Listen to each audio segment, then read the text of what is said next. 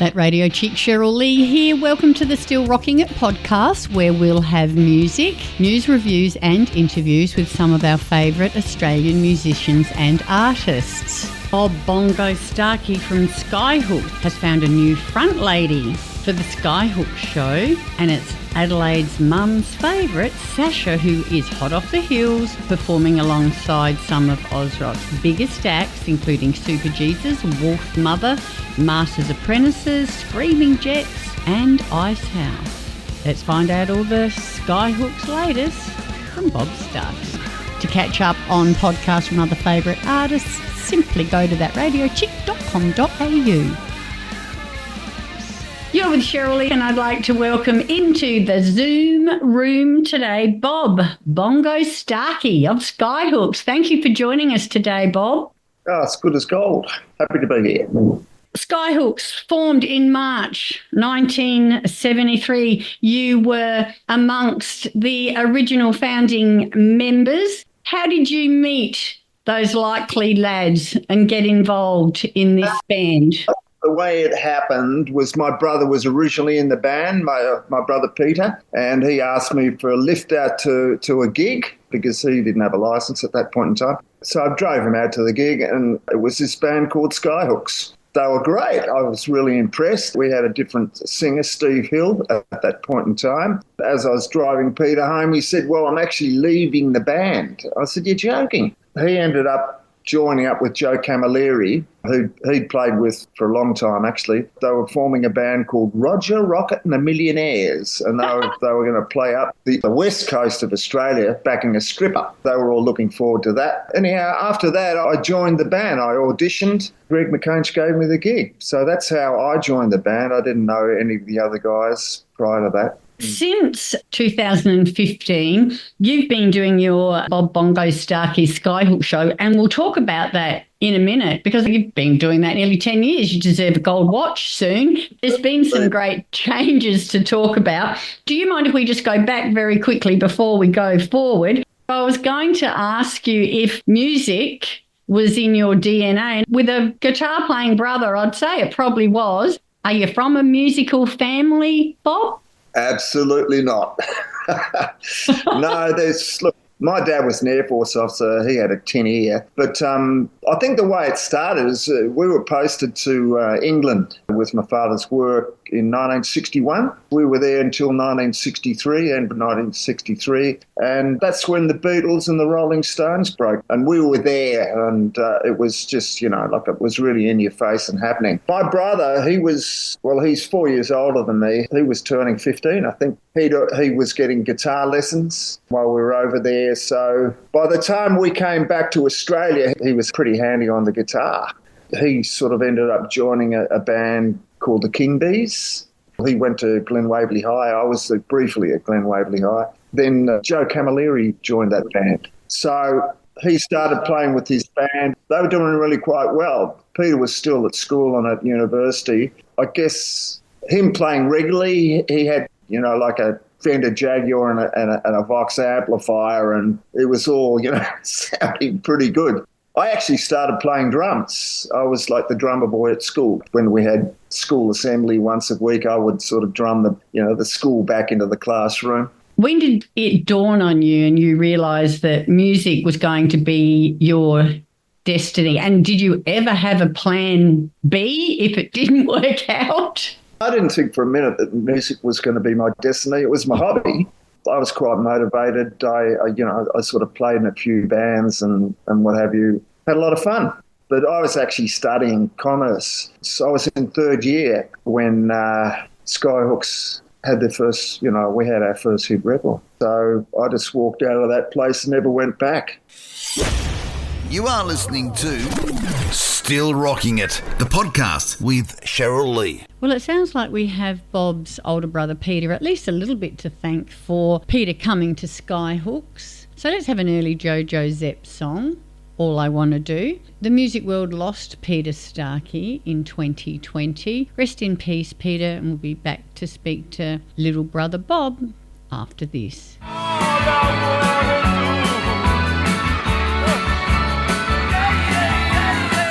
It was completely unplanned, but that's just the way it worked out. So I ended up in this fantastic band. I had a great time and made all those records. And, I spent, all my 20s playing in a pop band. It was just fantastic. And what a body of work. I mean, you weren't here for a long, long time, but you were here for a good time, that's for sure. 13 albums, I reckon, and so many, hits that became the soundtrack to our lives.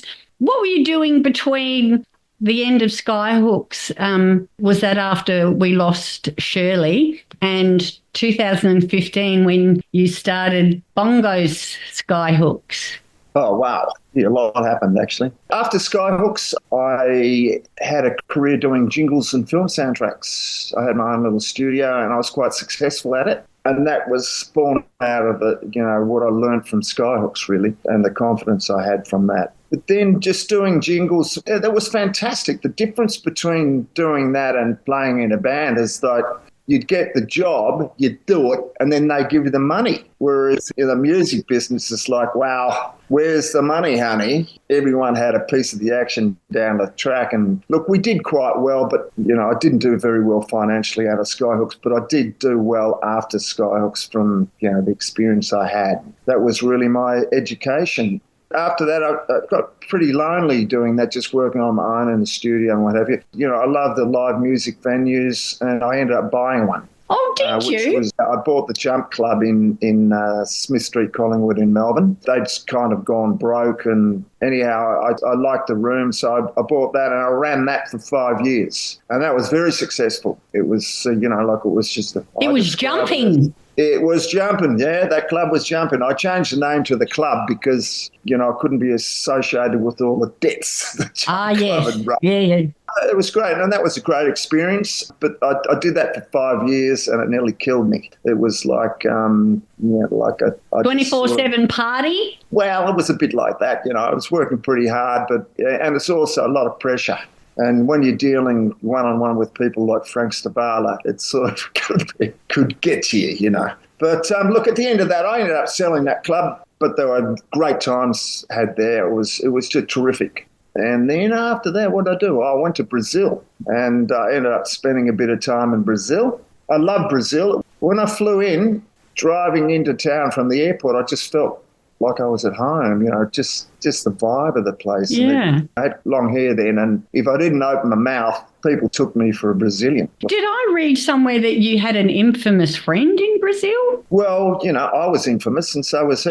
Ronnie. Train robber Ronald Biggs? We ended up buying a house together on an island just south of Rio. Yeah, no, we were great friends. I really enjoyed his company. We got on really well. Yeah, we did some great things together. He was still on this thing called conditional liberty because that's the way he could stay in Brazil. He had conditional liberty as long as he didn't do any bad things. And he had to sign into the federal police twice a week. So what we would do is we'd sort of drive down. We owned our own little boat. It's a speedboat.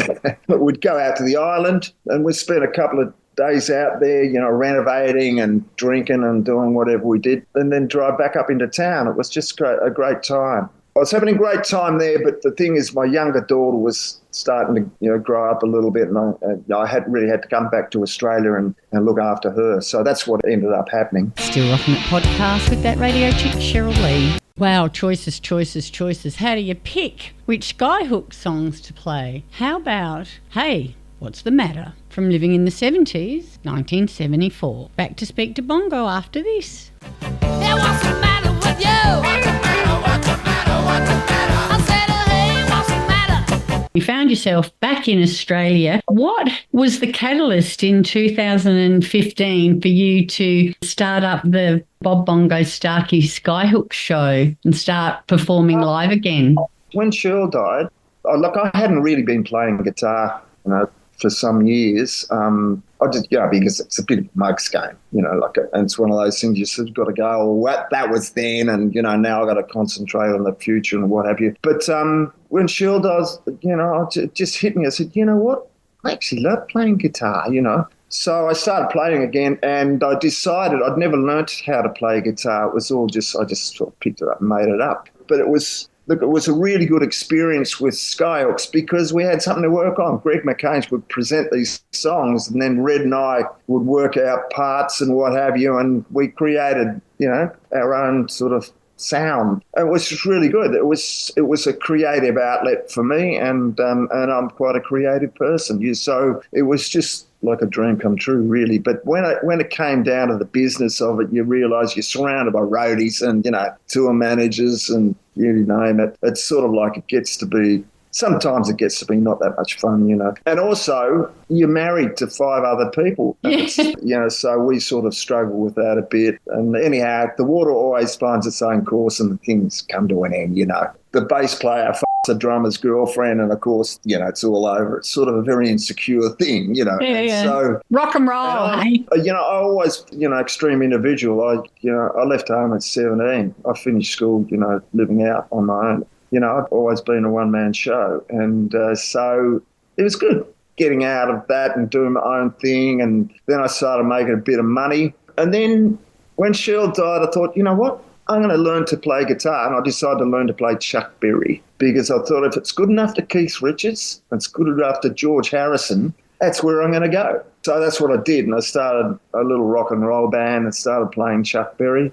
Yeah, and as time went on, that was just a lot of fun. I'd play once a month. It was enough, I was getting my hand in. And then how did the Skyhooks thing start? Oh, yeah, the way it happened was Greg McCain asked me to come and play with him at a suburban festival playing our suburban songs. And that was Ball and Calling, Toorak Cowboy and Carlton, Lygon Street Limbo. Yeah. And so when I did that, I actually sang, and I'm not a very good singer, but anyhow, we got away with it and it went down well. And then Greg was asked to do it again the next year. And I'm like, oh, no, Greg, let's just leave that. We did well, it's like, let's just leave it at that. You are listening to Still Rocking It, the podcast with Cheryl Lee. Yes, well, if it's good enough for the Beatles and the Stones, it's good enough for Skyhooks. Here's Johnny Be Good by Chuck Berry. Back to speak to Bongo Starkey in just a minute. Go, go, go, Johnny, go, go, go, Johnny, go, go. Of course, Greg couldn't just leave it at that. Anyhow, I called back later. She says, look, I want to do it. And I'd been out with my girlfriend one night. I'd seen this band called AC/DC, and it was the girl, Laura Davidson. And I was knocked out. I thought, wow, she is hot, She had a great stage presence and she looked really naughty, and it was just like, it's like, you know what? If we do this suburban show, I'm going to find out if she wants to do it, So that's what happened. So we got Laura to sing and she brought the house down. That's where it started. And then she came into my band, which was a rock and roll band, and it became sort of 50s, 60s and hooks. And then, of course, everyone wanted the hooks. So what ended up happening is I split the band. So I stuck to my Chess Records rock and roll stuff, and the Skyhooks Show sort of started with Laura, and that's where it began. Had Laura not come along, it would never have happened because, let's face it, no one can sing like Cheryl. That's right. I think you do need a female vocal to do Shirley. Yeah, not only is it just because of the range, it's also the sound, like he did kind of have a female voice. It's extraordinarily high, and he could go up, without going into falsetto. And the other thing is with the Skyhooks, you got to have a singer who's got stage presence, and Laura had that. She just loved stage. More than that, she loved audiences, so she'd sort of get out there, and if you're playing in a band, that's what you want, You can stand there like a stale bottle and play your guitar parts and what have you, and you got someone dealing That's why with they're the called audience. front men and women. So Laura was with you for nearly a decade. Oh, I saw her with you a few times, I think, out at the Bridgeway and out at the motorbike place with the Angels one time. But the new news is Laura has moved on to some other individual pursuits, and you've got a brand new female lead, and there's a fabulous Adelaide connection there. The wonderful Sasha from Mum's Favourite. But anyhow, she's a little pocket rocket. she's got what it takes. And amazingly, she's only 21, which is I know, right? just unbelievable. I mean, she could be my granddaughter, you know. I think 2 years ago, she didn't even know of Skyhooks. It's just really fascinating. But I saw a video of her. I just thought, you know what? She's got the range and she's got this amazing, you know, she loves the stage. She's one of those, you know, girls that just eats the stage, and she moves, moves so well. And I thought, oh, you know what? See if she's interested, you know. I'm thinking, oh, there's no way she's going to be interested in this. But anyhow, she was. And so I went, flew over to Adelaide and auditioned her. And the way we did the audition was, it was just the two of us in a room and her singing along to the tracks, you know, and me playing along to the tracks as well. 3 songs in, I've just gone, oh, yeah. Just sounded great, and there's not many people who can hit those. You know, there's a few notes you really got to nail, like in Women Uniform and in that song called Boogie, you know. So, I mean, she just went bing. Still Rocking It podcast with that radio chick Cheryl Lee. Let's have a quick listen to Sasha out the front of Mum's favourite, their single Wind in the Willows from last year, and then we're back to say goodbye to Bongo Starkey from Skyhooks. Oh, wind in the willows. We love Sasha. Joined the gang, and we are going to be playing back in Adelaide, October the 18th. Clover Crest. So you're on a little bit of a tour at the moment. You've got us next month, and then you've got Victoria and New South Wales, all with your fabulous new singer, Sasha, which we've seen a few times here out the front of Mum's favourite. And you're so right. She definitely can hit those notes, and she definitely has that stage presence, that's for sure. And the other important thing is I flew over here to sort of play with the guys. We were originally going to do, our first gig was going to be up at Mount Hotham's, doing a gig up the snow. But that didn't happen because they closed the mountain because of, the lack of snow and the season, the snow season just stuck down here in Victoria. And she came over and we spent a whole day with the band, and they just loved her. And she's just a natural fit. So that's the other most important thing. We just got a great band. You've seen us, and you just know we're a band that gets on and we just have fun. She fitted right in. All the guys were really, really, really impressed, and they just love her. Yeah. It's a whole different energy, but it's a band energy, Yeah. Great. Well, we are so looking forward to seeing you here in Adelaide. Get onto the Googleometer, Adelaideans. Don't leave it to the last minute to get your tickets like you sometimes can. Get on there. Don't miss out, because it probably will sell out. And we just love hearing all those old songs. Do you have a favourite song that you like to play, Bob? Or is it too hard to pick? I've got to tell you, I love playing Red's tunes because they're, they really are different, and he's so clever, that guy. Yeah, and it's funnily enough, it's a track called Every Chase a Steeple, which is sort of a negative tune. I really love it, and I asked Sasha what her favourite tunes were, and she said, I think Revolution and Every Chase a Steeple, and I thought, wow. Meant to be. Yeah. Match made in heaven. Yeah, we've got an awful delay, haven't we?